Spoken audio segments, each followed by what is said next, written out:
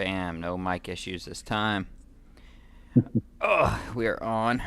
What's up, Laban? Yeah, WhatsApp is good for that. I don't do much in WhatsApp right now. Everything's through Discord. Discord's just easy. I mean, I have it open, but it's the way to do it. How was y'all's day today? Say hi to Peacock, everybody. Steve in the house. Oh, yeah. He's gonna bring some class to this show. I don't know about that. Oh, let's look. So, topic for tonight, guys. You can always type questions. Don't forget to leave your like and subscription, or like and subscribe to the show if you're not already. But throw a like up in here if you like this kind of stuff. I really appreciate it. Topic for tonight, I'm going to talk about entry levels a little bit, on finding the levels, and something I'm going to bring back to the channel next week. Maybe tomorrow, actually. I am trading tomorrow. So, well, I'll say this first. What I'm going to bring back is I'm going to start doing the live trade reviews where I'm recording and just doing it. I just slacked off with recording, and I realized I haven't been recording my trades. So I'm going to go back. I'm going to start recording my trades and doing trade reviews on some of the winners and losers as they come. Yo, what up, Con? So that'll be coming back. I'll try to do one tomorrow, and tomorrow will probably be, I'll try to do a Friday show, but tomorrow will be the last day I trade this week, unless I'm just on for 30 minutes or so. I'm driving stuff from Maryland to Georgia to the new home, so I'm renting a U-Haul, driving through the night tomorrow night to drop stuff off Thursday afternoon, and then turn around and, I don't know, I'll probably play golf the rest of that day in the afternoon, or maybe I'll do some afternoon trades and then play golf or something, and I don't know. Depends on how long it takes me to unload my stuff. But either way, all that being said, I am going to bring back those things. But I want to talk about entry levels in theory, or in actual practicality. If you were in the room today, you heard Mitchell. He's been on fire, and he's called out some really good stuff. And I want to talk about some of that tonight. Peacock's here. We're going to talk about some psychology, some trade, some stuff he's been doing since he's been going full-time now. He's sold his business. He's got that pressure off of his back. So what has he done to kind of continue his, his good trading and these good habits? So we're going to talk about that a little bit, and it's just going to be, it'll be a good time. So thanks for coming. Thanks for hanging out. I'm Gator, and let's kick this.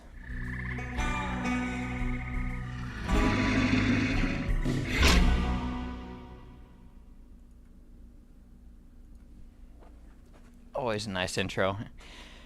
At least it's not a Florida Gator thing. Then you're like, I'm not coming on your show. It's all good. So, first, well, how you been, man? Like, how's your trading been since you've been going full time? Yeah, so I've actually I've had a green day every day this month, so that's pretty solid. No big 5-figure green days or anything, which is fine. I don't really need that, but I haven't had a red day, so it's pretty. You don't really need a big 5-figure green day if you don't have a red day. Yep. At least I don't. So I had to make some adjustments. Just in, like you said, entries. The entries at triggers lately haven't been good. So you got to do an almost perfect front run, or you get smoked. And my exits, like, it's funny, you're going to talk about entries. Well, whenever you get done talking about entries, I can talk about how I've been exiting and making money. So maybe you guys can pick something up here. Yeah, it's been interesting with that, and I want to show. So you have a YouTube channel where you post some stuff, and I'm gonna pull it up. I subscribe to it. You could see it in there, but there's so many videos to go back through. It's Peacock is the name of the YouTube channel, right? Or L Peacock. L Peacock. Looks like L Peacock. So let me pull that up really quick for the people to. So if you guys do want to follow Steve and some of the stuff that you do, I'm just copying this. I'm going to show it on here really quick. You can definitely check it out.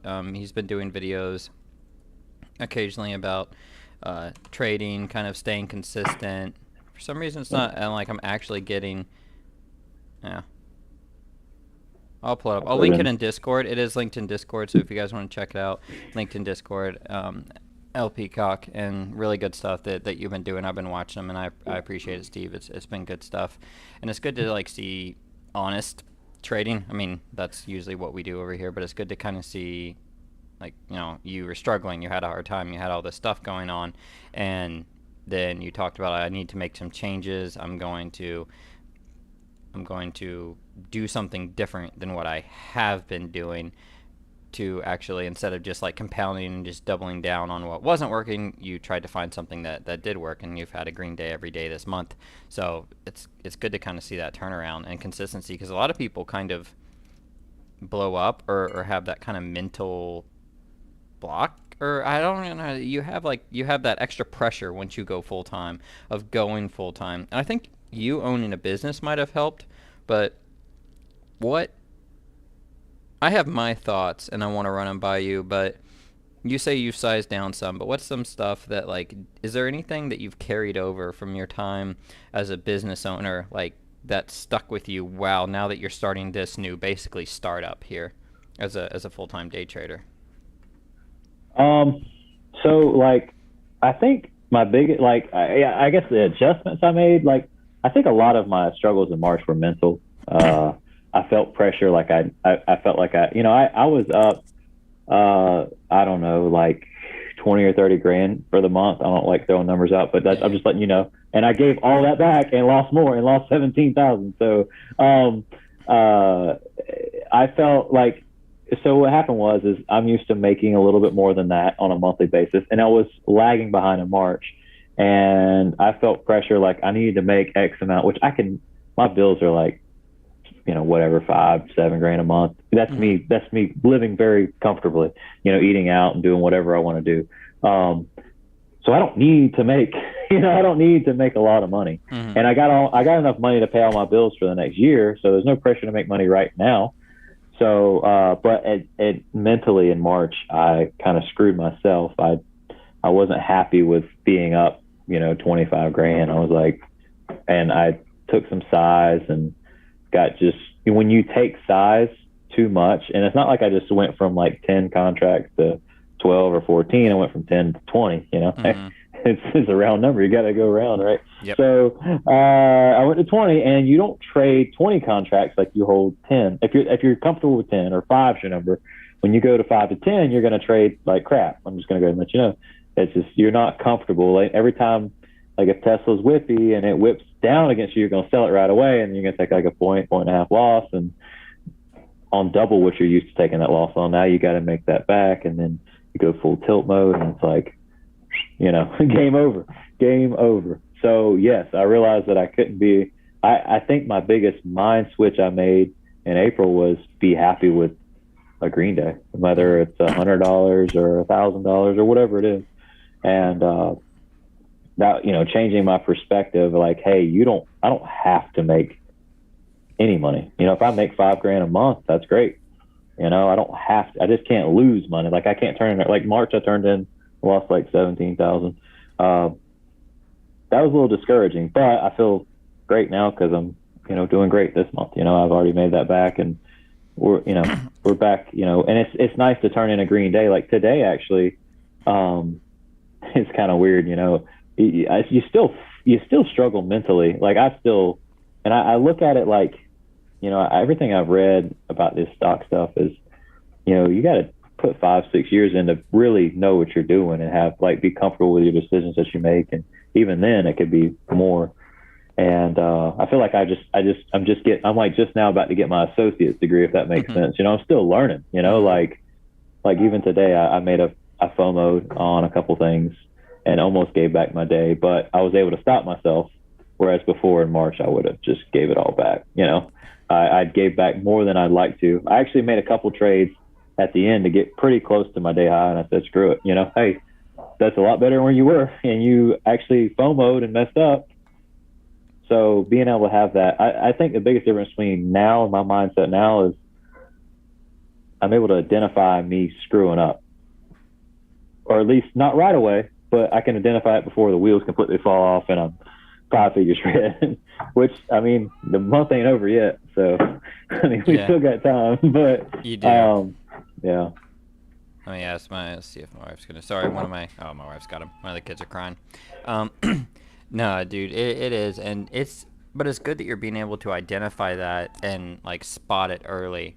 And the difference, like some people spot it, and then they're like, "Nah, I got this," and then like Yeah, you push through it, and you're I've like, done that. "Yeah, I do it too." Like I did it. I think I did it to. Did I do it today? No, I did it the other day. I almost did it today, but I actually traded, but I stopped myself when I was like, I got this. And it's like it comes in your head. It's like, okay, I know I'm messing up, but because I've identified that I'm messing up, I'm good. And you don't actually take the step to change it. You're just like, I'm screwing up, but I know I'm screwing up, so I'm okay. I'm going to push through this. And you're like, the question isn't disciplined in finding the right trade. It's just, no. I know, I realize what I'm doing, so now I'm doing it with a clearer head, and it's okay. Or it's something like that. It's kind of strange, but it's kind of something like that when you get on that tilt wagon in the middle of the day and you start giving back your day.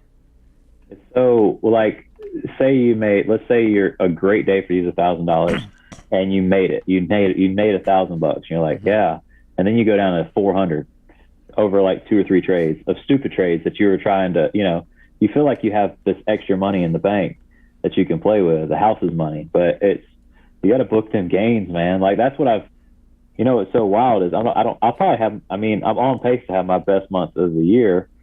Uh, and I haven't had a big green day. Like I've had some like 5-figure green days, and you know what I mean. I haven't I've had some just chat like you pull your little chart up, the consistency chart. That's me, bro. Yep. That's been me this month. I mean, I've had some good days, but I haven't. Like today, I'll be on like Naveen saying like it's a hard day. Like when you see these breakouts just ripping, and you're not catching, like you miss a move or you think the move's over, and then you see it rip. Like Amazon today was super FOMO-y. Like I don't know if you saw any of it, but it was, whew. Oh yeah, And it was my biggest. I think check, I called that one. Like me and you, like you were like posting stuff. I nailed that one, and then I left because I was like, even Rose was like, yeah, this thing's done. So I'm like, I go, and then I come back and I see it's up like 40 points. I was like, what the hell happened? And I FOMO'd a little bit and gave more back, and I was like, because you can't chase Amazon. It's got to be set. Like you got to you almost need a moving average. You can't do no 1 minute breakout with that thing. I mean, you can, but you're really rolling the dice. Mm-hmm. So that's what it felt like, and I mean, the problem with me today, and I actually thought I didn't trade all day, so I traded until 11, and then I came back and traded the end in that Geronimo's triple Q call out at the end of the day, the hour break. I traded that, and I like doubled or tripled what my account was at. Not my account, my day. And it wasn't big. I'm not trading heavy right now. I'm in the middle of moving stuff. I've got a lot going on, so I don't have like a mental pressure of like, oh, you got all this, but I'm buying new furniture for the new home. I'm doing all like ordering stuff, all this stuff going on. So I'm not sitting here going heavy trying to smack the crap out of the market. I'm just kind of trading.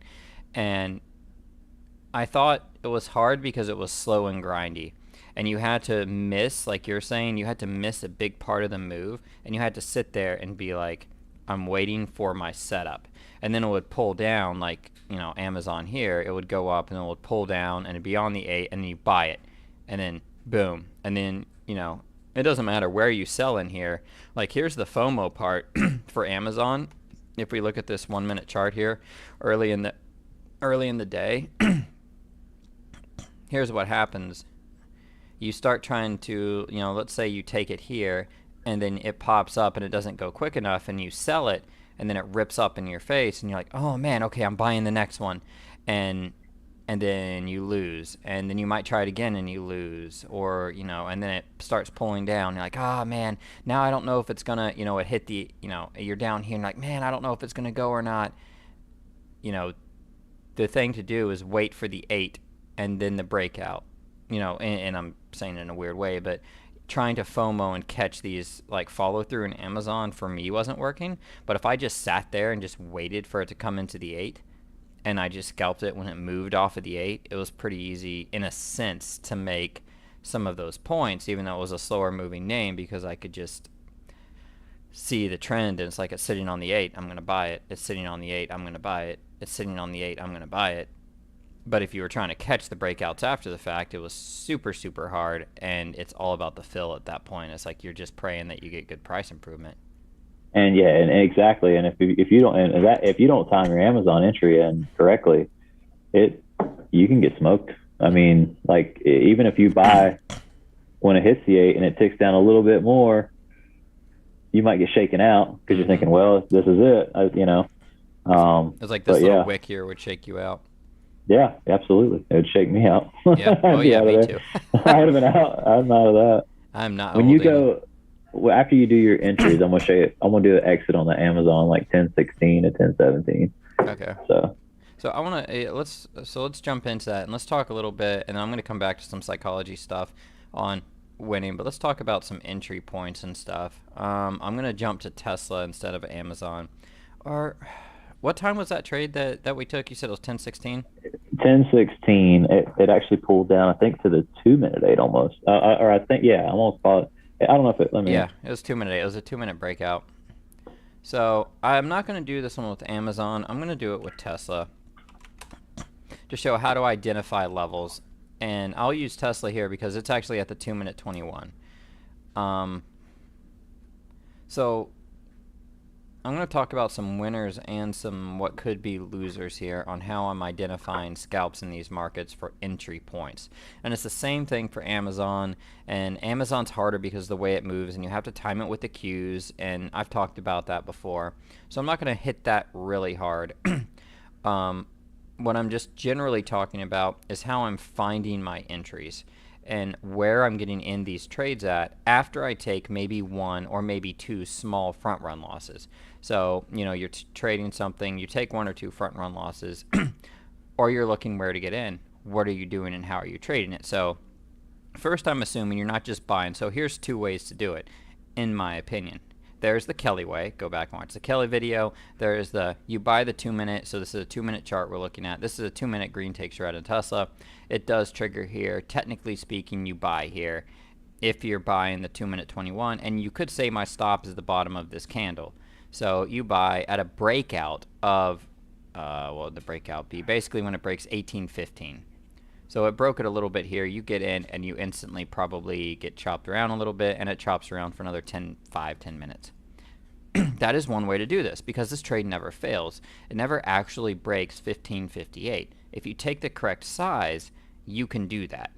And if you don't go too heavy, if you have your stop right, you can buy there, and if you're willing to lose 2 points basically on your options, or you do common, but you're willing to lose probably about 2 points on a failed trade here, you can sit in this and catch this move.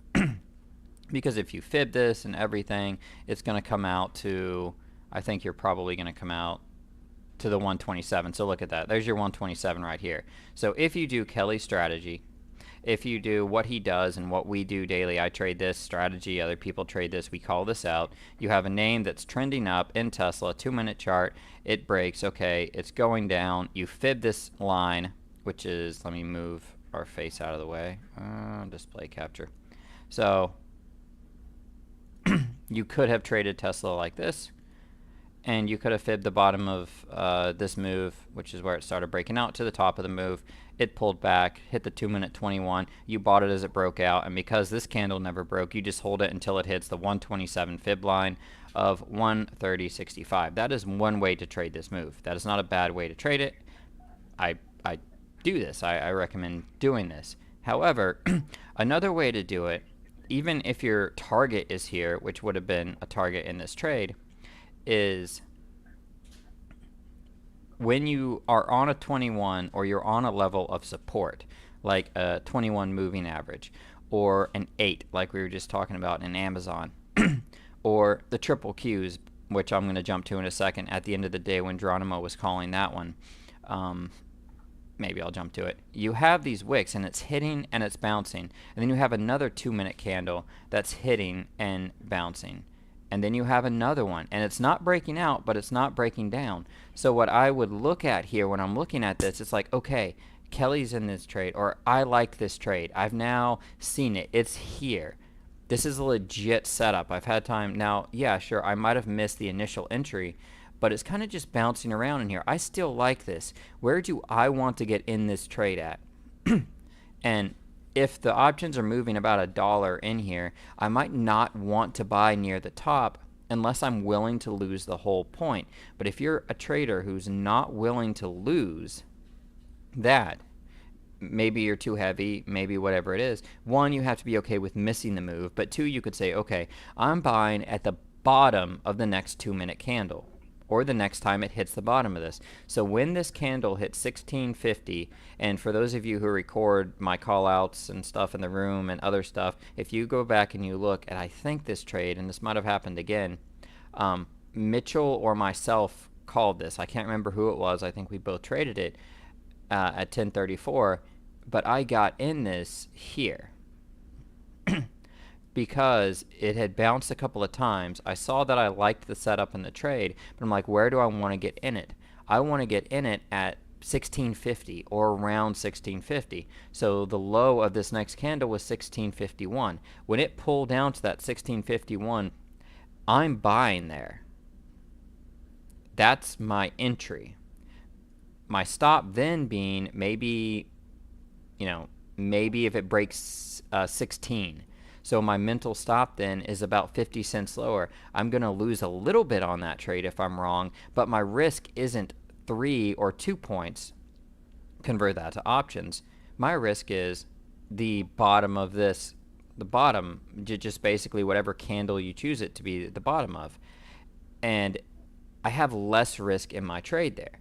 So I'm looking at that as an entry. When Geronimo calls something, when Kelly calls something, when Mitchell or Rose or somebody else is looking at something that I think is strong that I also like, maybe I missed the entry on, what am I looking for? A level that I can get in to the trade in, because I see the trade and I like the trade. I fibbed the trade. I see it came back. It pulled in some. Like, okay, this is nice. All right, what are we looking at? All right, I want to take it at this level to reduce my risk. If it doesn't get there, am I going to buy the next breakout? Me personally, yes. But are you going to? Maybe not. You have to tell yourself, you know what, I'm okay with missing the trade, but I want it to hit or come down to this level. That's your entry.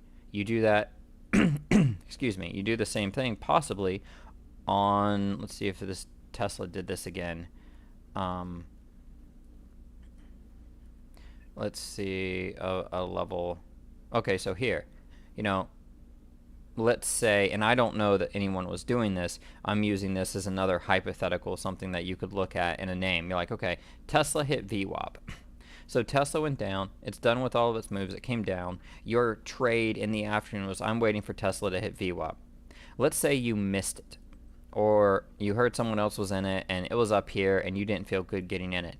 All right, well, it starts pulling back down. You could say to yourself, all right, this is going to go without me, or I'm going to take it when it hits VWAP again.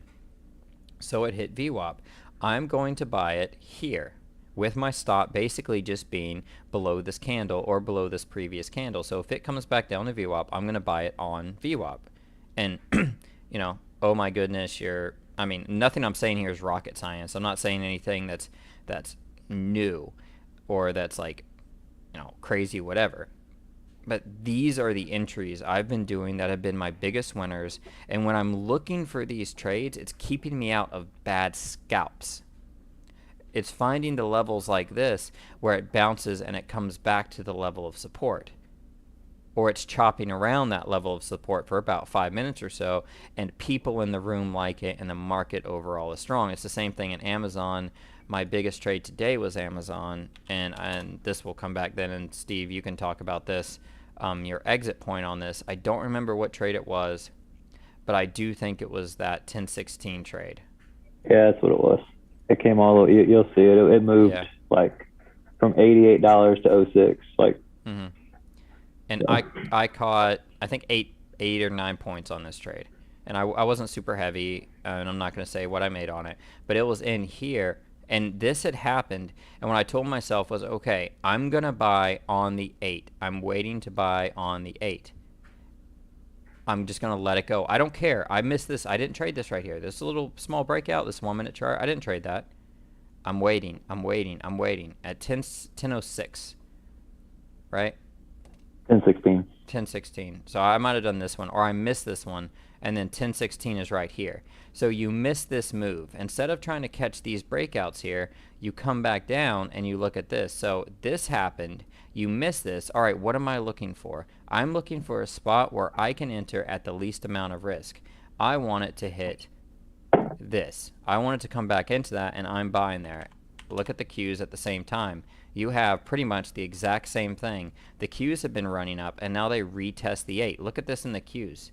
Like, that's what I'm looking at on my Qs chart. I instantly see that. I'm like, okay, I'm getting in right up here. And I called it, and I think Mitchell might have, or Rose might have too, I don't know. And Steve, you got it. So how did you trade this one? You want to talk about exits and what you've been doing. So what's your exits been on stuff like this? Because I think you've kind of been looking for the same thing, but then you're doing something. Yeah, well, actually, like that kind of like you're talking about, like you see a level of support. I have one Tesla one I did earlier, and I'll call that one out here in just a second. But I'll go over this Amazon one first. So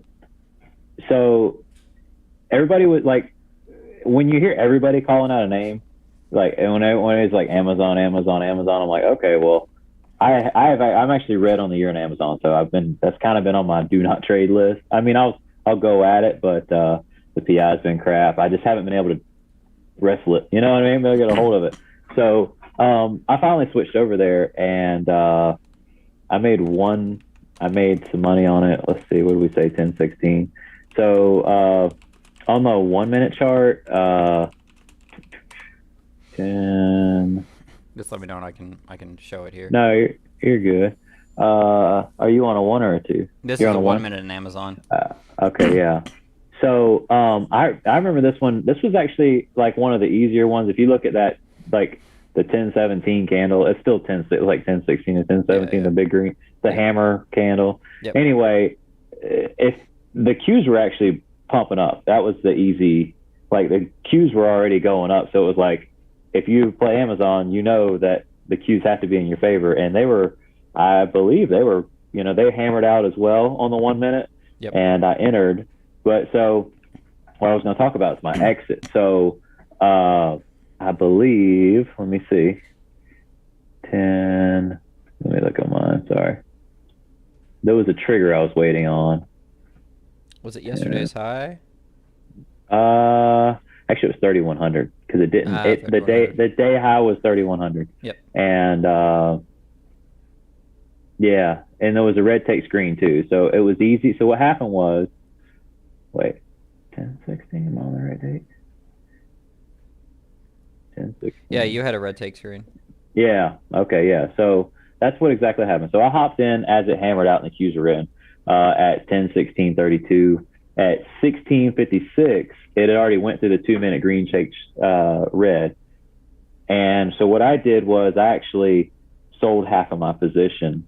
So that's what I've been doing. Once it goes through that my first initial trigger, whatever, if my play was the 2 minute green takes red, but I wanted to see if it would go day high. Day high break was 3,100 at the time. So I was like, if it goes green takes red, I'm gonna sell it. As soon as it hit, I sold half my position, and then I had the other half ready to go. I think it went up to, I didn't catch all this. I didn't catch the 306. As soon as it cracked 3,100, option prices shot through the roof, and I just sold. And I made so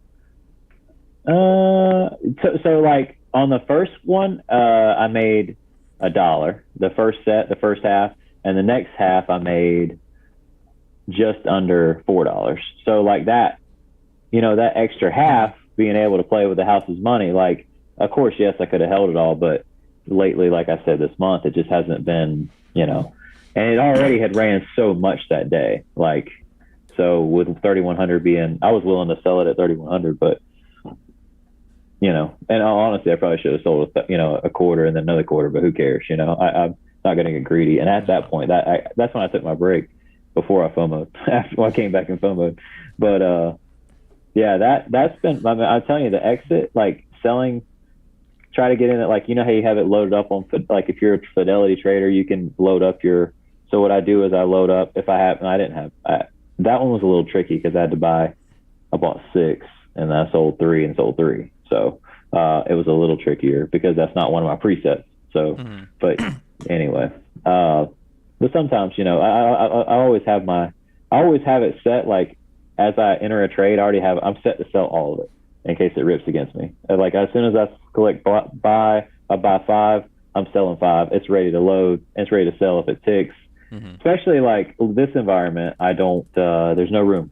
Like I don't give it much room. I might give it a little if like you said, you might like what you're talking about. Like I actually did. If you could go to Tesla at hold on, 12, like right around 12. You could go to a one or a two. It don't matter. Yes, Uh, 1 minute. yeah, 12:05, and I actually held this for 4 minutes, so it's basically a swing trade for me. But yeah, as far as being in an entry, there's no C strategy here. I'm seeing that it's holding that 1025 area, that hourly, the hourly low. It was holding it. Even JR said that. That's something like, when he's like, yeah, I don't see Tesla dropping here. I'm like, well, he says it too, and I'm like, well, I'm seeing the same thing, and then he says it, and I'm like, well, dang. So yeah, it was the 12:0. Yep. I mean, you do have a green takes red there. Off a Yeah, little bit of a base, a higher second candle, and then a little small green candle with a little bit of a breakout here. You. but I was fishing there. You know what I mean? Like that's Yeah, one you of those fishing. ones that I'm buying, and I might sell. Like like you see that bottom of that. If you look at the 1 minute candle, the 12:04 candle, I bought at 12:05.49. So I was gonna let it. I had the candle before that. That was basically gonna be a stop, or the candle as that closed. It was gonna be that was gonna be my new stop. Like I wasn't Yeah. gonna let it run. So literally, it closed at 27.79, and my stop was 59 cents. So 20 cents. So maybe 15, 20 cents on options because the PI wasn't bad. That was another reason. So that's something else. If I'm getting PI, I don't mind fishing. Yep. I don't mind going around. And I actually had, at this particular time of day, I don't typically have 10 contracts, but I had 10 contracts on that one just because the PI was good. I wasn't, and it was going to be a real short risk reward. Anyway, it went through this 1 minute breakout, and I sold half my position.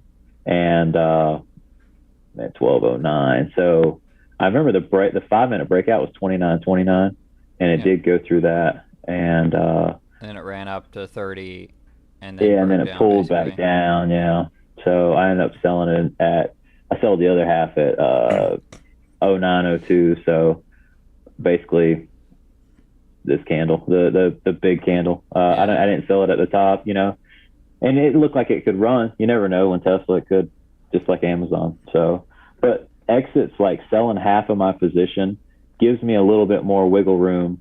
I've already banked some money. You know what I mean? Like I've already banked a little bit of money, so I can handle a little bit of whip. And what I do is if it comes back down to break even, I just chunk it. It's like, okay, that way. So that way, because everybody's held a trade too long and then it come back and turn red against you. Like everybody in this room's done that.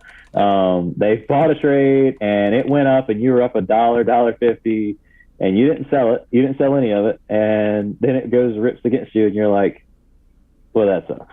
Like, cause you had at least $500-700 or whatever, it depending on your size and whatever, you had a little bit, that's been a big, that's been able, and I don't know if that's a psychological thing. We talk about mental, but being able to hold a trade, like in this environment, I just don't like holding trades, man. I just don't like doing it. And like these guys, I see you're holding stuff, and good for you. I just can't do it. I just can't do it right now. I after March, I'm trying to book. I'm gonna try to do is stack green days. That's all I want to do. I don't have to. The only time I'm holding trades is when I have a clearly defined target or something, and I'm doing the same stuff that you're doing. It's like I sold 50 to 80% of my trade. Like I could, like it's next to impossible for me to lose money in this overall. I'm holding, 2 of my 10 contracts to target type thing. I'm not just mass holding things unless the trade is to get me to that point. It's like I believe Tesla is going to break day highs, and this 5 minute or 2 minute or whatever it is the entry for me to get that day high break, like that Amazon trade. I'm holding through day high breaks, but yeah, I'm not sitting there just to hold. There's got to be a target or something in mind, which I know it's kind of what you're doing too. You're just setting your target, and it's almost like you have two targets if it's a trendy name like Amazon today. So you're sitting there and you're saying there's a break, I'm going to sell at the initial pop and that explosion of the price. I'm going to get a good fill on that, and then I'm basically going to decide from there if I'm holding this to a target, if I'm just getting rid of it, what I'm doing. And like you said, you're playing with the house's money, and there's actually no like mental risk there at that trade. Just like, yo, I'm just having a good time now. I'm done. Bam. This is money. And exactly. So like, and another thing, like you talk about being green, like your entries, your timing your entries to where you don't have to suffer that mental pain to sit there for a little bit and say, oh man, I just bought this and it ripped. I mean, how many times do you buy something and it goes the other way? Like that just, and now when that happens, I just sell it. I'm like, okay, oh well. It's like I said, I've almost never seen. Now it happens sometimes, but it's like usually if I see Kelly get in, I see a chance for me to get in at a different price, at sometimes a better price, or I see a pullback and I'm like, okay, this is my entry because this is the bottom of a pivot. This is a support level that if this breaks, I would get out of it anyway if I was in his trade. So I'm going to buy here because this is the lowest risk point in this trade. The breakout's not, the pullback is.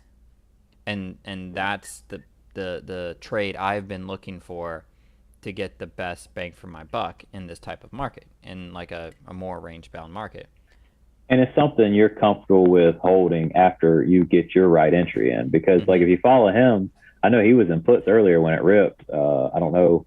I wasn't following him to see if he exited, but I remember him calling like he's in Tesla puts, and I was like, well, shit, I don't really want to go long now because it's just a conviction thing. I don't follow him, but I'm like, well, he must see something different, And I saw it go to like that was when it was right around was it maybe around 1,000, and then I was like, oof. And then I think it went to 1010. I was like, well, he's got to be out of those now. And then, Tesla in the morning is so, it's so wild. Like, I just don't even trade it the first 5 minutes. I mean, there's been times where I've made 5 figures in the first 5 minutes off Tesla. And, right now, I'm just not willing to take that risk, because there's been way too many more times where I start out $4 or $5 grand down.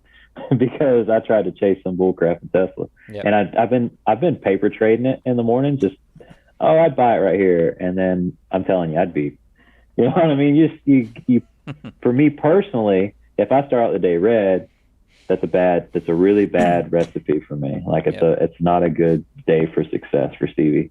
So I really hate coming back from like I've moved my stop. I said on the show with I think JR or somebody or. Maybe it was with Mitchell and CT on Friday.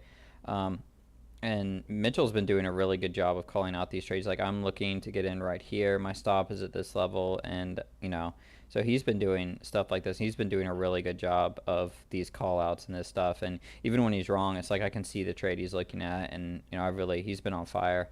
And Robert, really quick. Sorry, go ahead. No, I was going to say Mitchell has been on fire. I've caught some of his, too. There's been several times where he's like, boom, and I'll toggle over and be like, yeah, I like that too. And I'll try to hop in with him. But go ahead. Yeah. I was just going to answer a question. I don't mean to, before we forget. Rob, you asked about what was wrong with 1006 break. Nothing was wrong with 1006. The trade I'm just talking about, I might have actually taken some of 1006. But here's what I think happened at 1006. I could go back and look at my trades. I don't remember the trades I take.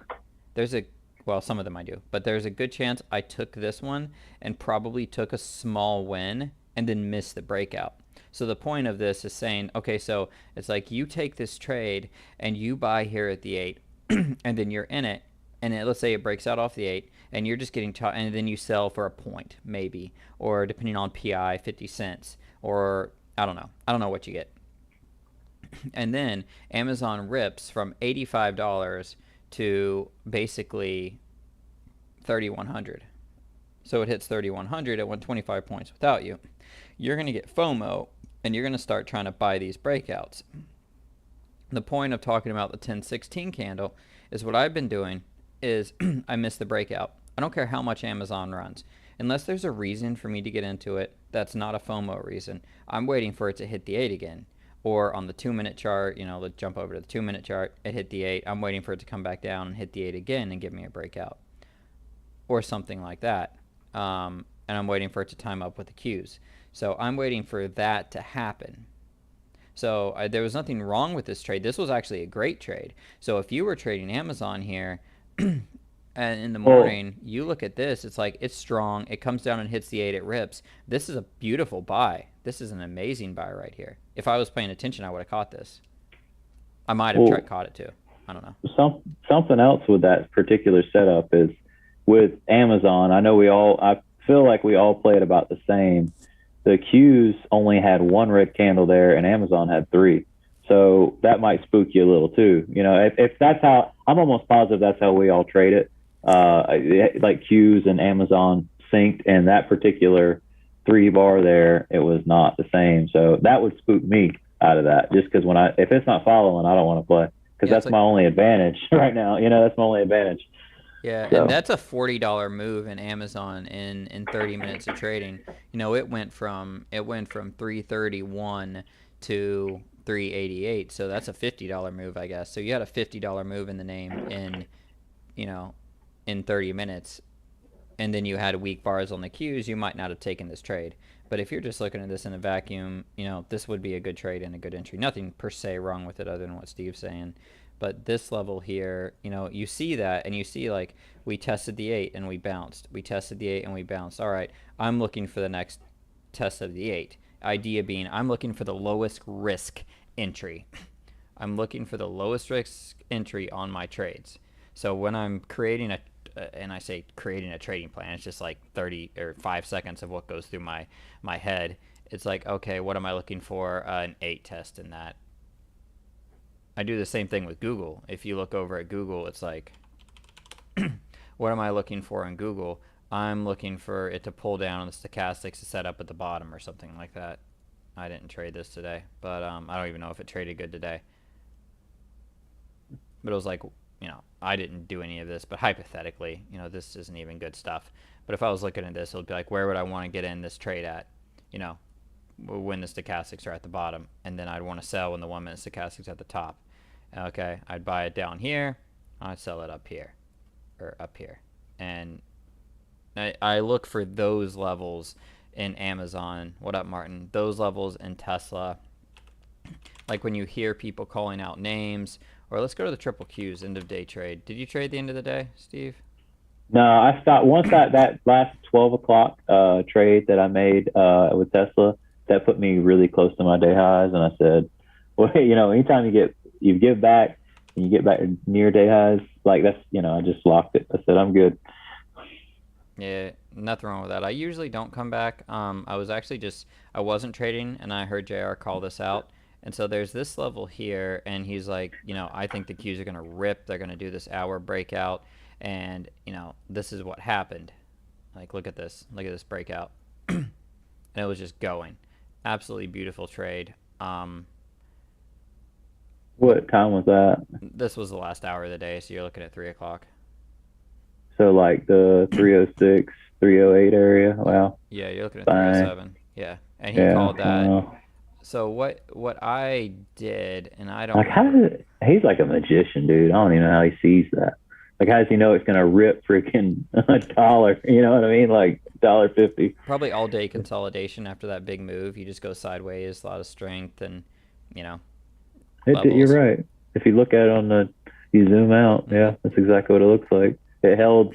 There's probably some pivot he had at whatever the low was, and it held that pivot. Is probably what happened, right? I'm sure that's what happened. I had it marked on my chart actually. Let's see.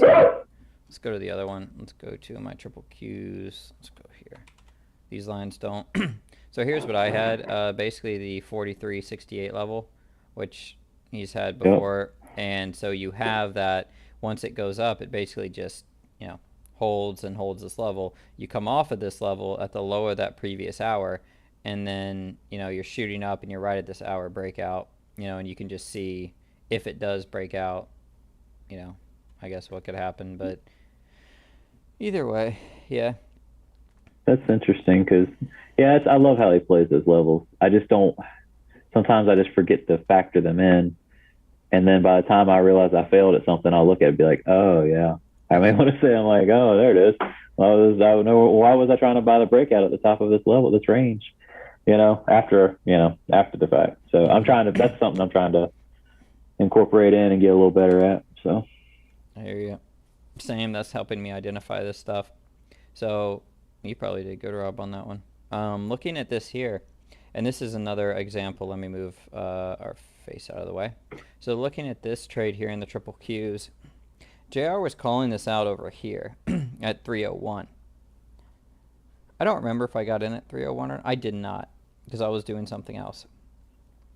But if he's talking about an hour-long breakout and I see a name kind of chopping around like this and he and other people are talking about it, what am I looking at? Okay, am I going to wait for it to get all the way up here? Maybe. But if I see this pattern develop, and we're talking about patterns and stuff, so I see the Qs do this. And I've got people in the room talking about an hour breakout. Like we got an hourly breakout that's high conviction. You're sitting on the 1 minute. Look at the 200, the 21, the 8. Like, look at all this.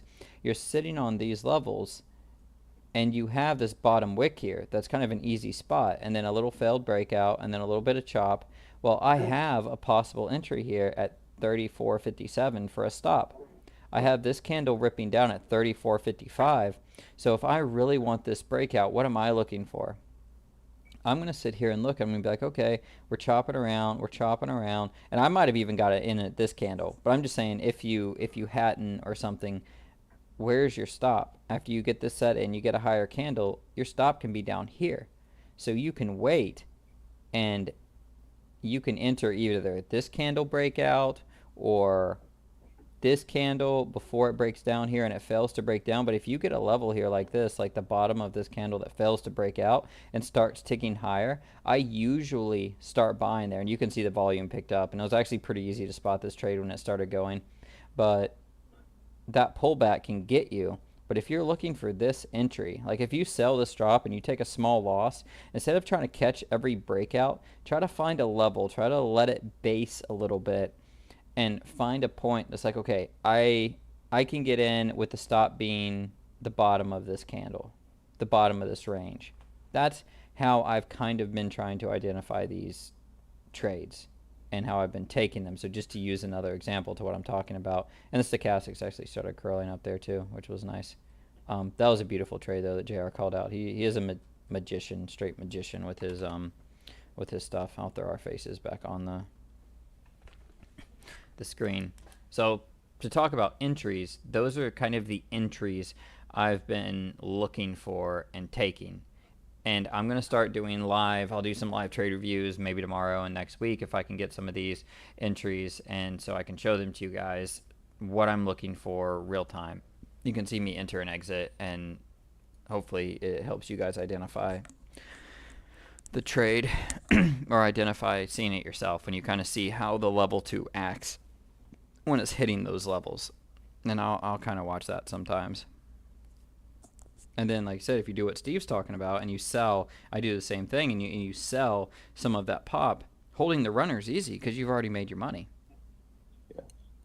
yeah, it's easier. It's just when you got money already made. Now it does suck when like you have to sell it at break even because but that does suck when you do sell. But at least you book some money when you. That's the way you got to look at it. It's all mental. You gotta figure out. You gotta celebrate all these wins you get, man. Like you have a good day, and you found something that's working for you. Celebrate it, and just keep trying to repeat that success. And figure out like when you're struggling, figure out what you're doing wrong. It's a lot. It's easier for me to say that, but I just like you said, we go. I dive so deep into my dive deep into my trades pretty hard, and not every single one, but just my biggest wins and losers. And I mean, I can't say that. I can say it 100 times. I feel like that's the biggest thing that's changed me. So, like I know Colin's saying he's ready to go full time, but I'm only trading the morning, big dog. That's all I need because after 11, I'm horrible, and that's something I identified. I just don't make as much. It's more of my mindset's completely different after I trade after 11. Yeah. And I found out, I think I identified the biggest thing why I lose so much money after 11 is I'm not hurt. I'm either A, trying to dig out of a hole, which I never dig out of, or B, I'm not happy with my current P&L, whether it's I might be up micro or down micro. Instead of just locking that in and trying another day and saving my mental capital, I just kind of you force trades that aren't there. You take trades that aren't there, or you're in this chop. You're taking trades and chop, and you're not really taking a range play. You're just taking, it's not like you're taking a high profitability trade with low risk. Like what you're talking about, you're timing out that little entry, and you got very little risk, and like that's the smart setup. That's what you want to do, right? But when you're either red or you're not happy with your P&L, that's something I identified, and I've had green days ever since.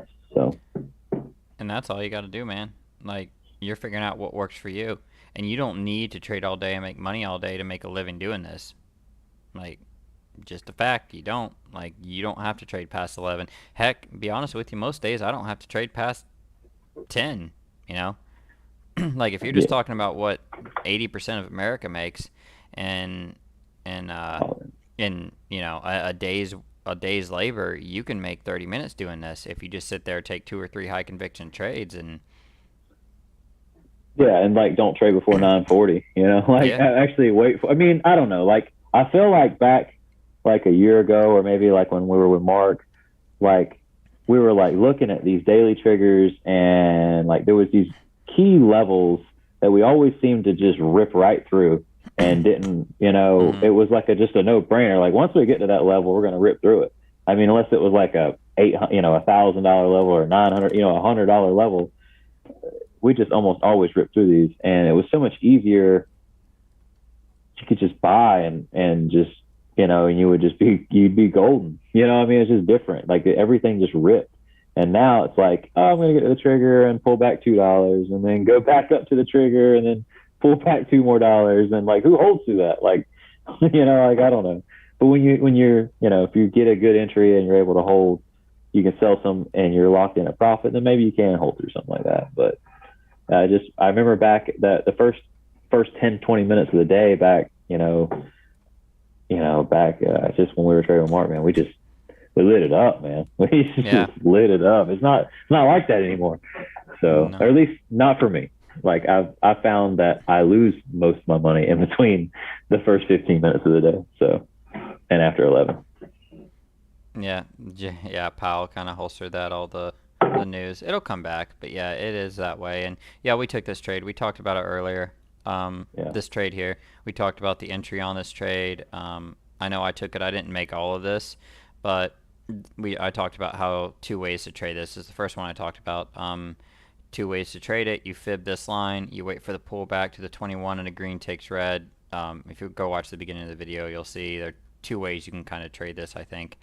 Um, one, basically, one being you buy the breakout and you hold because it never broke the bottom of this previous red candle. So you just hold all this and you let it go. Or you try to catch every breakout, you take 4 front run losses, and then maybe you do, maybe you don't play the one that actually breaks out. Or you buy near the bottom of one of these candles. So this fails to break out. This one goes up, and then back down. This one closes, so this would be the candle I would buy on because I would buy at the bottom of this candle.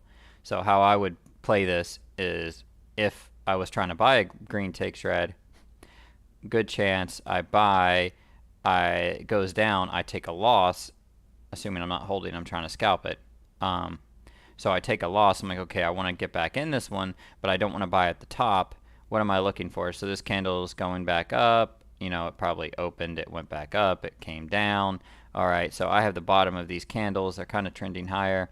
I'm going to buy the next candle if it touches 1650. So it does 1651 and ticks off of it. I buy right there, and then you just hold this candle, no risk, or minimal risk, and then there's your pop. If you're playing the fib line, like Kelly talks about, it hit 127 perfectly and a little bit over it, and then pull down. There's your stop, or you can just trade the minor scalp. That's how I saw this trade. I think I took this trade. I think this was my second biggest trade of the day, and I got off shortly after that. See how I That's took. a Sorry. that's a sexy setup. I like as a Tesla trader. that 10:36. Not so much on the 1 minute, but like on the 2 and the 5. Like it was a 2 minute and a 5 minute breakout, and those that gets me going. Like when I get two breakouts, like that's the kind of thing I'm talking about where I'm selling that first. Like once it went the 2 minute trigger, I would have sold, and then I would have held. I would have made some money on that one. Yep. But Because you have a 5 minute here too. So if you're looking at yeah, bigger time frames, like 1 minute charts, like I don't trade the 1 minute chart often as the day goes on. I have it open, but I'm really watching the 2 and the 5 for good setups, as especially after the first few minutes. And when you have, especially after a run up, I'm watching the 5 and the 2. You've got a 5 minute breakout, so you got a 2 minute portal into a 5. A little bit of chop here at the 21. Honestly, not, you're probably losing a point or two trying to scalp those, but if you're just being careful and you're using the kind of strategy that I just showed, which I'm going to do a welcome graph to the T3 room, and you're looking for that bottom, and you're trying to buy that bottom, yeah, you get it. That's just what I do. That's what I try to do to limit my risk. It's neither good nor whatever. It's just that's what I do to limit my risk. yeah, I definitely. It's a 2 minute 21 and a 5 minute 8. I think it was the first 5 minute 8, and I like that. Yep. That was nice. I wasn't here for that, but I definitely know as a Tesla trader, I know I would have smoked that. Yep. So, oh well. It's all good. That's the thing about this too, is that with like with what Steve's saying, you can't be mad that you miss something when you leave, because you're always going to, and you can always Monday morning quarterback it and what should have happened, coach, and if coach would have put me in, I would have won state it.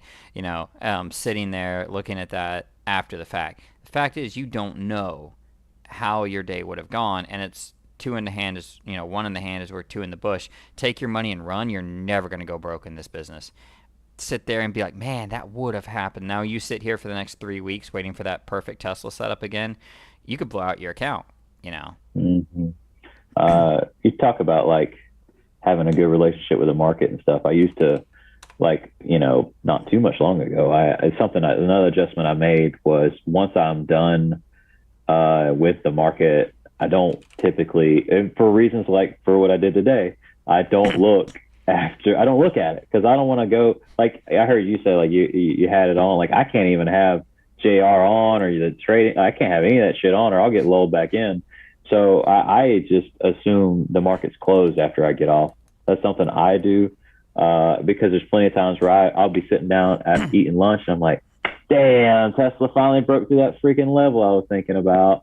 And I probably would have killed it. But then we don't know because how whiffy was it around that trigger? Like how hard would it have been? You don't know how hard it was to hold through that trigger or if you even had a good setup through that level. And, once I realized that, like, hey, because I think it was earlier, I don't remember, it wasn't too long ago where Tesla just grinded up. It was actually a couple of weeks ago before the market pulled back in. And it just grinded up, and it was really hard to make money in. And I was like, man, I think I was micro green, or I made a little bit of money, but I was like, it just felt like, hey, just because it goes up doesn't mean you're gonna kill it. Like today there's a couple spots today, but you just had to be patient. And just, I didn't. Like I said, I actually didn't make much of money on Tesla today. I made some at the end of the day, or at the end of my trading day, and then I was basically flat going to that Amazon. I was up a couple $100 and Amazon paid me that. And I was like, cool. I was like, all right. And that's my goal. Like I have like I don't try to hit a certain number each day, but once I hit a certain number that I got in my head, I'm just very content with being, if I have to size down to 1 or 2 contracts, I'm completely, I'm just saying, like I get super more picky with my setups. Like that's something else that saves me some money is, just if you want to lock in green days, lock them in. You know what I mean? Like take the actions take control of yourself and say, hey, look, I'm up and I'm not going to finish red. Like you can stop that. I know, look, as somebody that struggles with fear and greed, and FOMO, like bad, like I'm hoping, as time progresses, I have gotten better. I'm actually able to identify now, but I'm hoping that stuff fades a little bit. So, I think but it does. yeah, I just like I said, I'm getting my associates this year in stock trading, and I'd like to have my bachelor's in a couple of years, and hopefully I'll be. I don't know. So you figure JR is like Jedi Master, right? So I don't know how long you got to do that We're gonna be for. Padawans for a while. Yeah, yeah, for sure. Like, yeah, And then I don't. they'll let us on the council, but not give us the rank of master. And then you'll get pissed Yeah, off and go Tilt. slaughter people. Yeah, yeah, that dude's an animal. I just like how chill he can be after he like gets smoked on a news play. And he's like, "Well, yeah, I was down like 13 grand, but I got it back. We're good." I'm like, I'd just be devastated. You know what I mean? Like, I don't know. I like how he can keep his cool. Yeah, at least on the mic. I'm just saying, like, Oh, I'd be dropping some f bombs. Like, how the f is it going against me right here? He's This like, is this is positive good news. news. It's like, Yeah, boo! exactly. Yeah, So yeah, that's what we do on this side. yeah. I know. So, And the question with Graph. So welcome to NewsBeat Live. And for those of y'all who don't know, the room I trade in, Steve trades in, others trade in. NewsBeat Live room with Geronimo, Kelly, other people that are on here, Eddie. We all trade in that same room. It's free this week. If you want to join it, if you want to watch it, see us trade live, all this other stuff, we trade there. You can check it out. Hit me up, hit info@t3live.com. I'm not affiliated with them in any way other than I'm a member of that room. I don't get anything from it, but you can check them out. It's awesome to grow the community if you're interested in at least seeing what we do every day for free. Other than the Discord room, you can always be in there for free, but to each his own. So the question that Graph that you answered about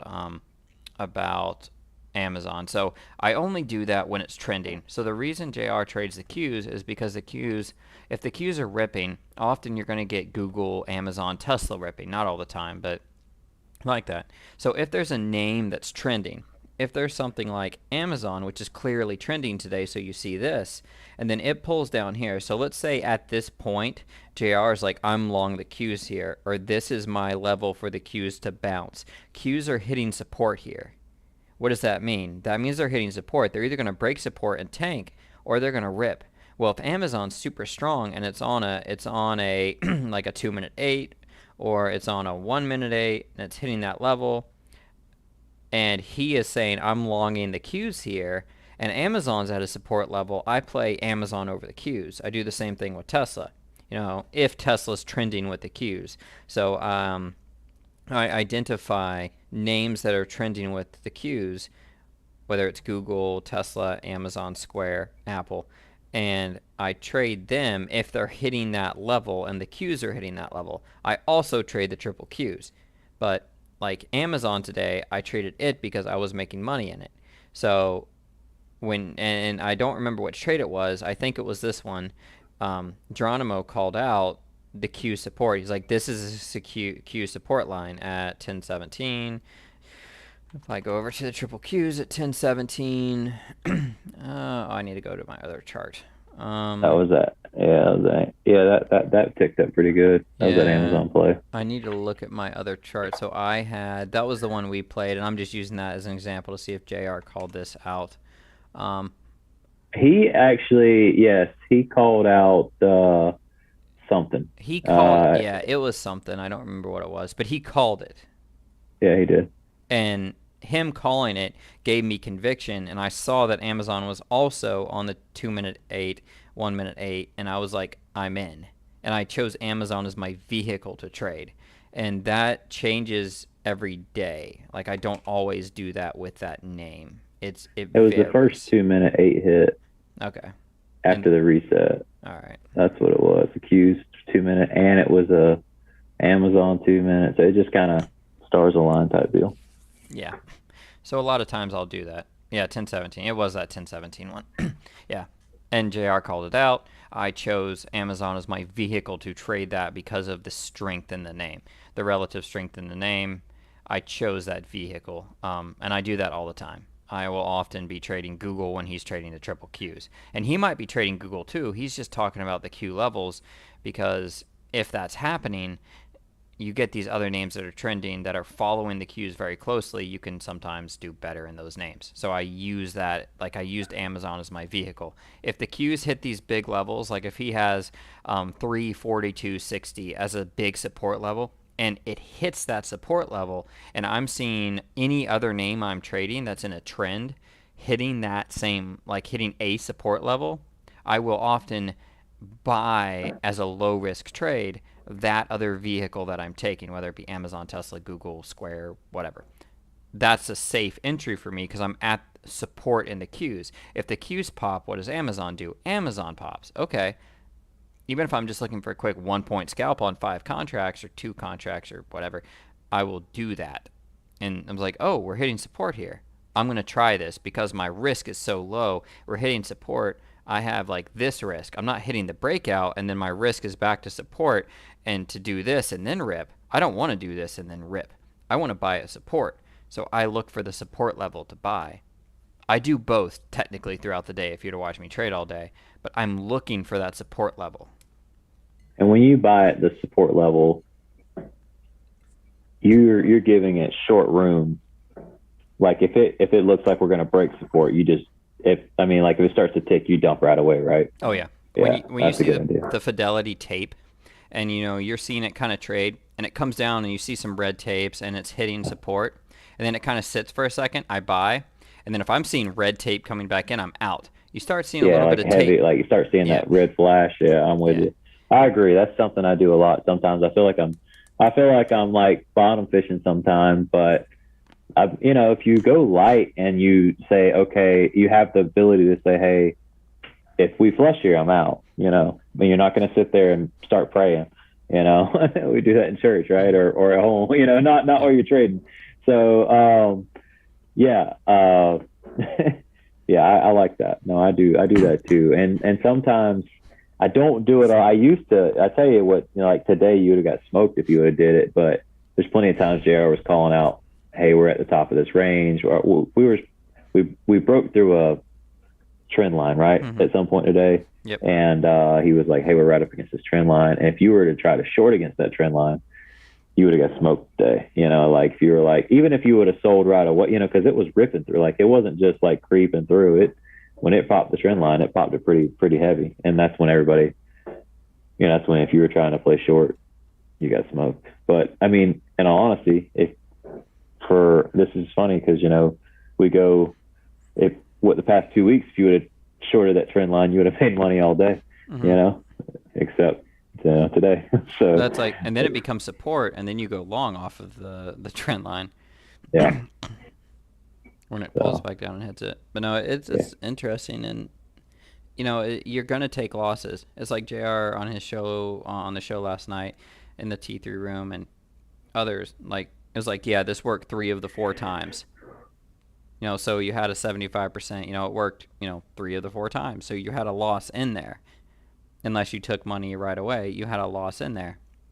So you're going to take losses doing stuff like this.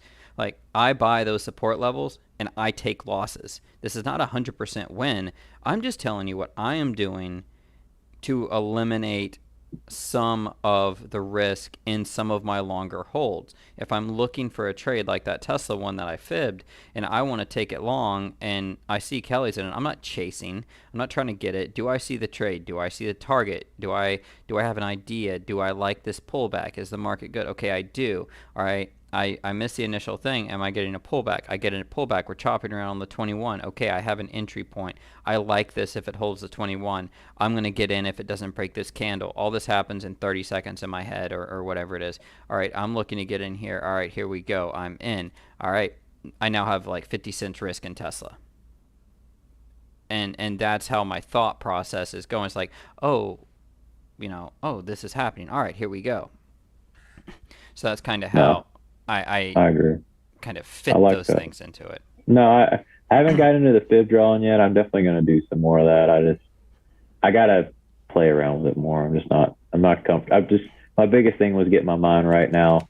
Oh, yeah. And I got that fixed, and now, or it's not, I'm comfortable where I'm at right now, and I could do some test stuff. I wasn't looking to add. So like if you're struggling, don't add new shit on, figure out what you're doing good Don't try to do, new stuff isn't probably the answer. More than likely, it's not the answer, unless the stuff you were doing before when you're successful was just like, I don't know, wasn't right. I don't know, like if you were tilting, not so much tilting, but like taking suspect trades and getting paid.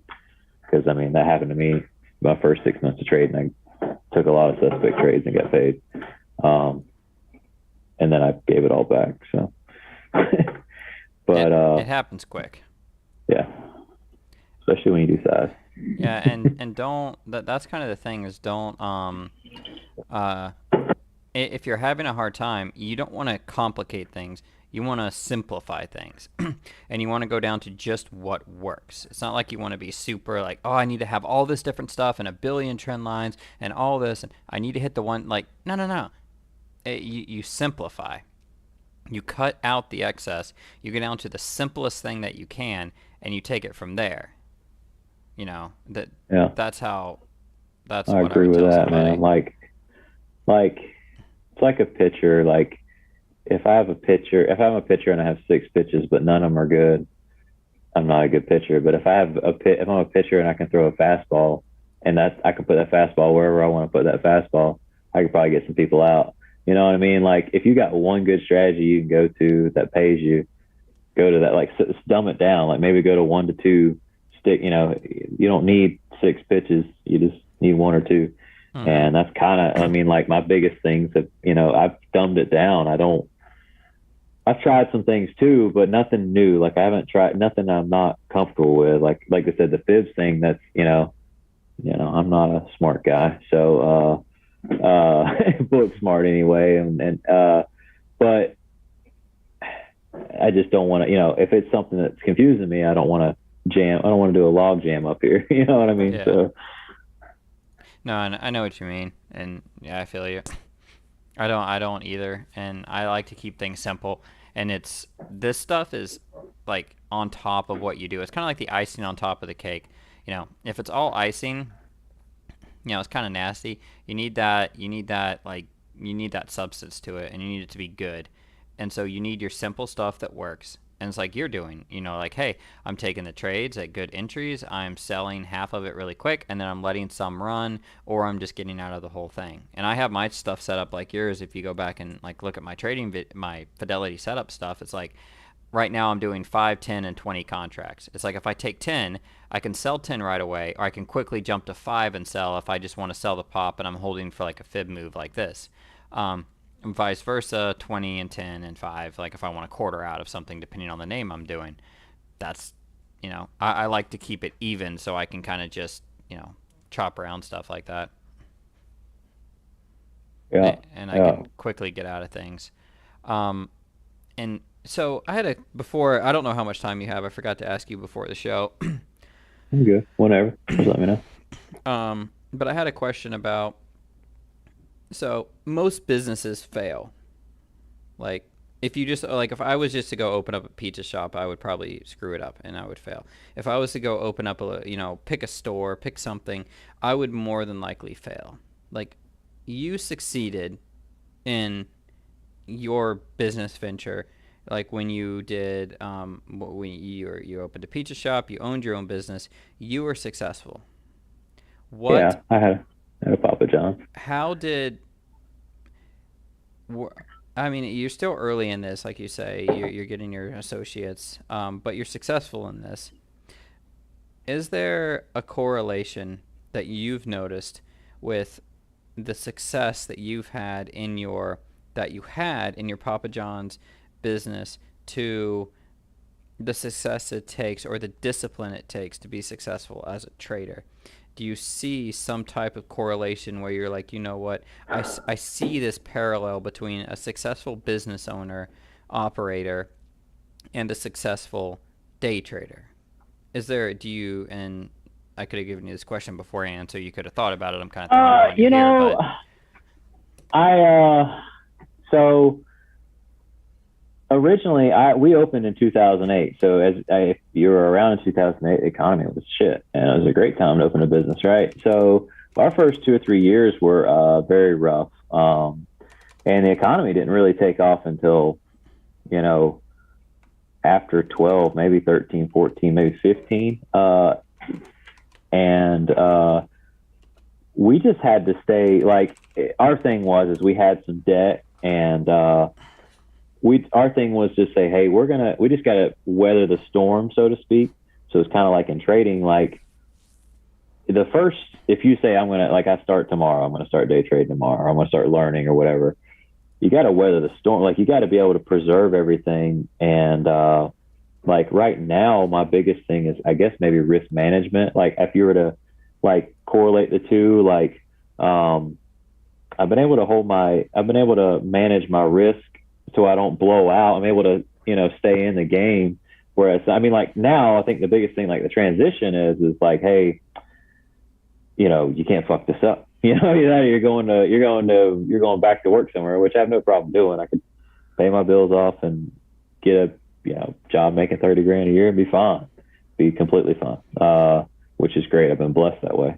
But we also worked really hard. Like I think that first you got to grind it out, like that entrepreneurial, I don't know, it's hard. Like some people just don't have it in them. Like as far as like being able to grind something out, like to fight through something. Like I was talking to somebody today, like I kind of had some stuff go wrong. Like my parents weren't exactly great role models. And I just knew when I was younger, I was like, I don't want to be like that. And like, those hard times make, stronger people. And mentally, like, I think just being able to put something together, like manage money at the business level to make sure we were able to get to more, we got through all the lean years, basically break even for like, it's just like we broke even for the first 5 years, didn't make anything.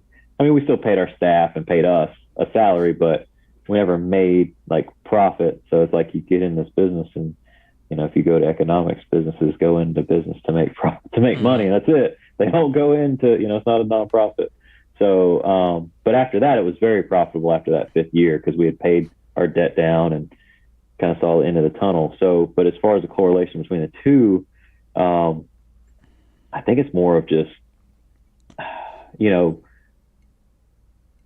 managing my risk so I don't blow out. And then of course the work that you put in, you gotta figure out what you're doing right, what you're doing wrong, where's the money coming in, where's the money going out, just like running a business. Like it's and I guess another thing I can mention is, it's easier. Like I said, I'm not making a bunch of money right now. It's like when I say, actually, I'm making pretty good money, but like, I'm not making a 5-figure green day. And you can go, I could easily pull up my calendar and show you, but I also got some fat red days in there too. And like this month, I don't have that. So I kind of basically readjusted it, went to it like business wise and say, hey, you only got to make X and you could be stress free and, get off at 11 and go do whatever. Like the wife don't do anything, we were in the business shop together. So, she kind of helps me get through the psychology part because it's just easy to talk to somebody. But yeah, no, I mean, I'm not sure if that's a great correlation, but I guess mainly it's just managing the risk is a little different and figuring out how, it's like putting a business plan together. I think on one of my videos, I put my trading plan out there, which I stole from XOXO. Not sure if that's a guy or a girl, but anyway, I stole it from him. And okay, well, anyway, he's pretty cool. I've talked to him a little bit too, but I put my little spin on it. And you kind of got to have, like, I remember when JR said that, he goes, if you're trading without a trading plan, it's just like a business plan. If you don't have a business plan, how are you going to make money? So it was easier for me to put that together because, it's just like a business plan. Yep. So. Which is, well, really, when you circle back through the stuff you're saying, you had to be disciplined and focus on, like, long-term goals and long-term, like, success. Absolutely. And really a lot of it is discipline and vigilance or perseverance as a business owner, but intelligent perseverance. It's not like I'm just going to be dumb and I'm just going to do whatever I want. I'm going to persevere into my stupidity. It was like evaluation, seeing what's working and what's not, What do we need to do to be successful? What am I doing to contribute to this success? Like, and you're actually going into it with a level of discipline. I think JR said this on one of the previous shows that when he was here, it's like everybody can't everybody in a sense can do this, but everybody can't. And I think one of the reasons everybody cannot do this, which is may or may not be a popular decision, is discipline. Like the No. number one key, like how many businesses, if one of you guys Google it, in the US are started up and failed every year? And part of it is because of a bad business plan and bad partnerships. Like there's so many reasons a business fails. Well, what are the reasons and the things behind businesses that succeed and people that succeed? 90% of day traders fail. If you're good at this and you do this over the course of years and you're successful, you're in the 10% of people that actually make it in this job. So And what's to different? be fair, though, I'm just saying, like, here's the thing about me. I've always, and I might be whatever, conceited or whatever, but like, I, I feel like you could put me in anything. Mm-hmm. Maybe not an engineering job or something, but shit, I feel like I could figure that shit out too. You know what I mean? Like, I feel like I'm going to figure whatever you put me in, I'm going to figure it out and be really good at it. I like, as soon as I turn my full attention on something, watch out. That's all I can say. I've always been like that. Yep. Like, it doesn't matter what it is. I feel like I don't know. I just get locked in on something like this. I remember watching all those Melnick videos and stuff, trying to get prepared for it. My wife's like, "What are you doing?" Like, I've been doing it. I've been in there like 7 hours just going through crap beforehand, and I was like, "Well, I'm about to change her life." Joking around, just I had no clue. I'm just trying to make a couple. I remember I just wanted to make a couple $100 a week or something like that. That was the goal. And if only that was the goal now. well, I could still do that. Yeah, I feel like I'm good, but yeah, no, I remember. That's what I'm saying. Like, I just got laser focused on it, man. Once I do that, just forget it. It's over. So like focus, that drive, that determination, that hitting it, and in a sense the discipline to sit down and to learn it and to look at it and to be like, I'm going to figure this out. I'm going to get it. I'm going to do what it takes to do it right. Like, you're not flying by the seat of your pants. Like, you took the time, like you said, you were sitting there like eight hours a night watching videos and trying to like get this figured out, what he was doing that was right and what you could do. Like, you're still doing it now. You're dedicated to success. You're not just, You got a system. Like you hear Redler talk. If you listen to anything Redler says, he's like, you got to have a process, and I agree with that. Like, he's not wrong there. He's like, if you don't have a process or a system, you're gonna fail, and I agree. I agree with that. If you're just going in, there's plenty of times where I come in here late, but if I come in a little late, it's no big deal. I just chill the first 20 minutes and maybe take one or two trades, and then you got to have a system for that. Like, hey, you showed up late. You showed up right at 9:30. Like today, I workout went a little over, but it's fine. I took a couple trades in between 9:30 and 9:45. I was like, okay, I'm just gonna chill and see what happens. And that was actually turned out pretty good because I think Tesla was pretty whippy at that time. And that's the one I start out with every day is Tesla. And so you gotta have a system, have a process. I mean, if you don't, you're gonna get smoked. You're gonna get steamrolled. And there's nothing wrong with failing, dude. I blew up an account. Like, I feel like for me, the only way for me to learn was losing, and that's the way I learned. Unfortunately, I didn't take JR's approach and pay a small amount to lose and figure it out. I had to go full on. Like I said, that's just something I do. Yeah, I'm the same way. I gave back a lot of money. I added up how much I lost for like, if I added up like all my big, like if I would have put a stop limit on everything, I was like, woo, I'd have a lot of money if I would have had a stop limit and respected it. Not even like a big stop limit, just this year, I was like, that's something else. I identified that as I'm going through my stuff. I'm like, okay, if I just do a stop limit, I'm going to be freaking great. If I just obey it. So that's something else about that. So it's probably hopefully the biggest thing I've done is add a stop, because I never did stop limits. It was like I'd be 20K down. I didn't even care. I was like, I don't care, dude. Mm-hmm. And I'm right there with you. Like, I'm full on like you. It's like, man, I just hit it, and it's like, I don't care. I'm hitting everything. It's like, and it takes a little bit of changing to kind of slow yourself down and to control your aggression, or to control that, like, get it into a appropriate level of like when to let it go. Like on a trade like this, when you see this here and stuff like this, is a maybe a better time in a sense to let it go than back here. Do you have an established trend?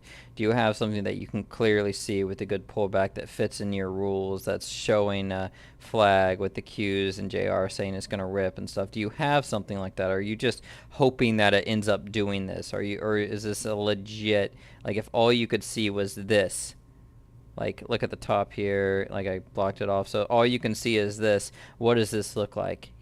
What are you looking to do here? What's your risk? And to kind of like find that and to learn how to channel that aggressive trading into good setups as opposed to just every setup has been really key for me to like adapt that blow my account out mentality like you're talking about, which I've done too. I mean, I've had massive losing days.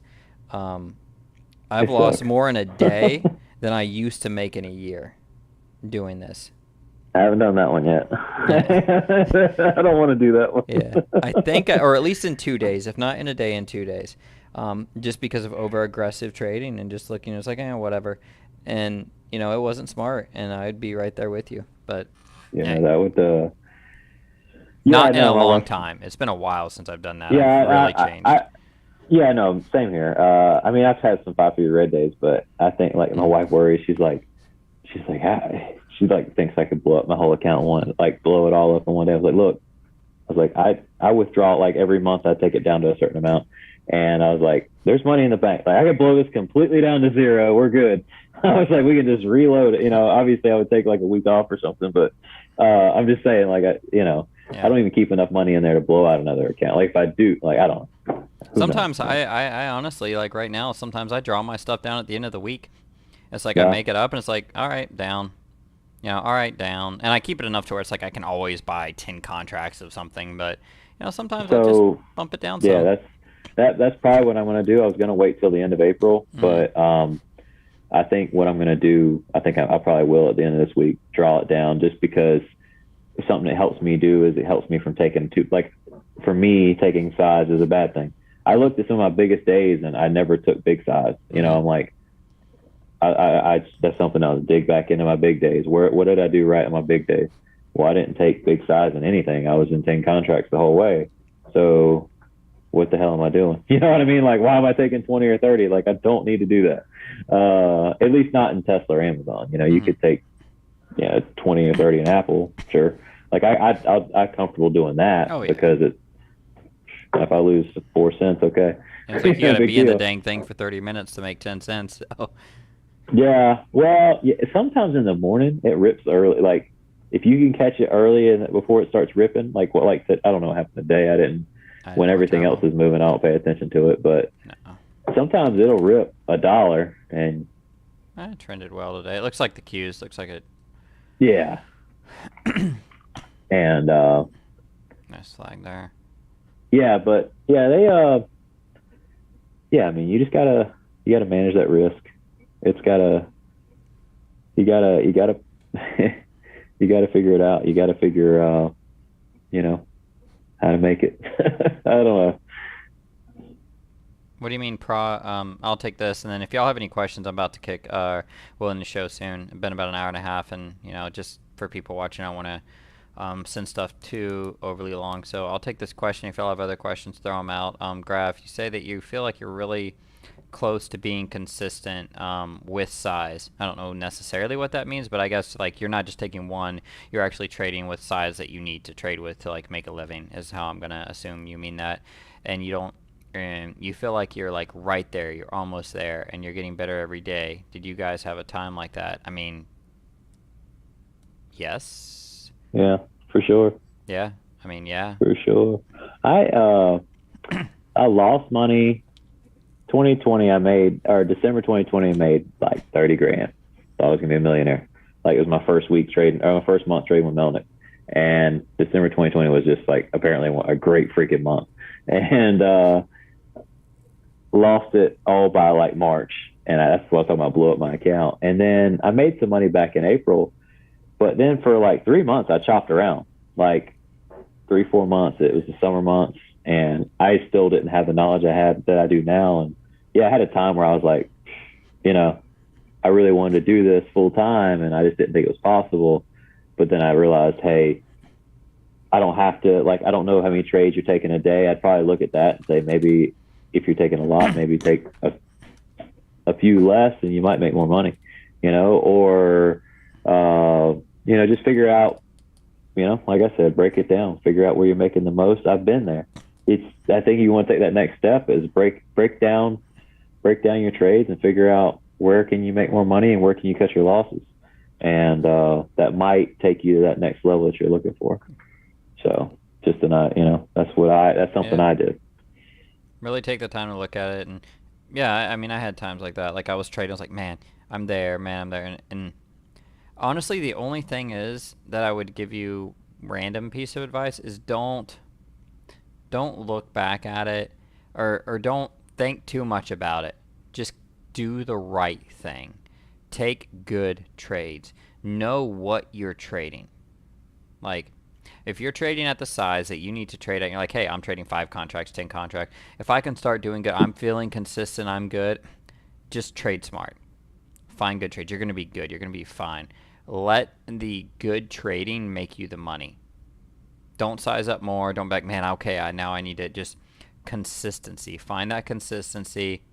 When really examine maybe your losers, like Steve is saying, on you take a few less trades, maybe you figure out why you're giving back a little bit, you journal your trades in something like Trader's View or something like that, Trader Sync, and you take a look at that and you figure out what you need to do. You treat it like a business to figure out what you need to do to fix to kind of like hone in that little bit of skill. But yeah, I remember being there. And sometimes I feel like I'm there now. It's like if you're having a hard month and you're sitting there chopping around, you feel like, dang, I'm just, I'm getting it, I'm going. It's like, man, I'm just so, it's just so close to being there. I have some days I feel like that. It's just like, I'm just off today or something. And, you just feel like you don't have it. But if you're just consistent and you just take good trades, even on those days when I don't have my best trading, I'm fine. And if I take good trades, I'm fine. If I just wait for the right setup, I'm fine. So if you're comfortable with your size, find good setups, try to eliminate some of your losers, and that'll really kind of start to propel you. And then when you break out, be confident and don't go too heavy. Yeah, sorry. Yeah, that'd be my advice as well. Just like I wouldn't so much size up. I would figure out where am I losing, where am I winning, and maximize your winners, try to minimize your losers.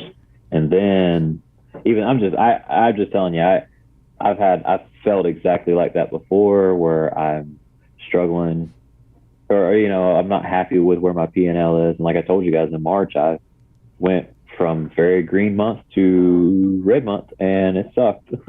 And it took me to go red for me to realize I need to make some changes, and figure it out. But sizing up has always screwed me, so be careful.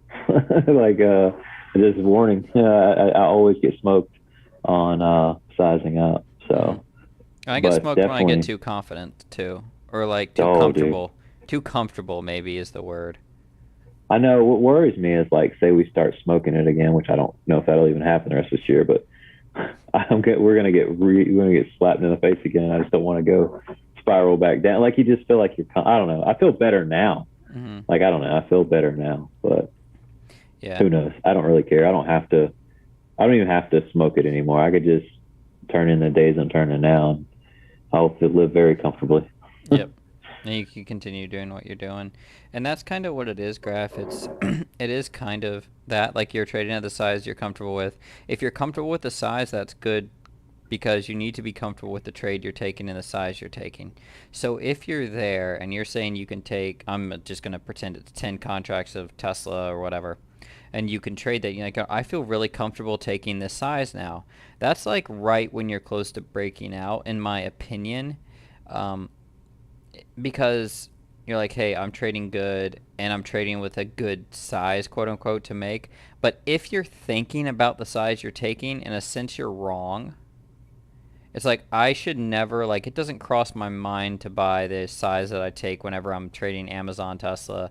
So your size almost needs to be a non-factor in your, it's just clicking a button.